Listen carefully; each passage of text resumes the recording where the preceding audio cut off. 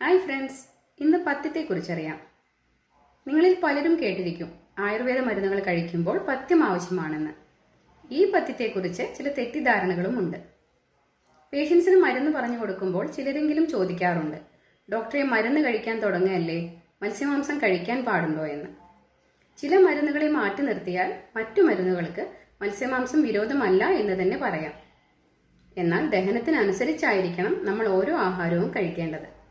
ആയുർവേദത്തിലെ പഥ്യം എന്നാൽ രോഗം ഉണ്ടാവാൻ കാരണമായവയെ മാറ്റി നിർത്തുകയും രോഗം കുറയാൻ സഹായിക്കുന്ന ആഹാരവും ശീലങ്ങളും ചെയ്യുകയുമാണ് വേണ്ടത്. ഇത് നമ്മൾ ഏത് ശാസ്ത്രപ്രകാരം മരുന്ന് കഴിക്കുമ്പോഴും ചെയ്യേണ്ടതാണ്. അല്ലാത്തപക്ഷം അസുഖത്തിന് ശാശ്വതമായ പരിഹാരം സാധ്യമല്ല.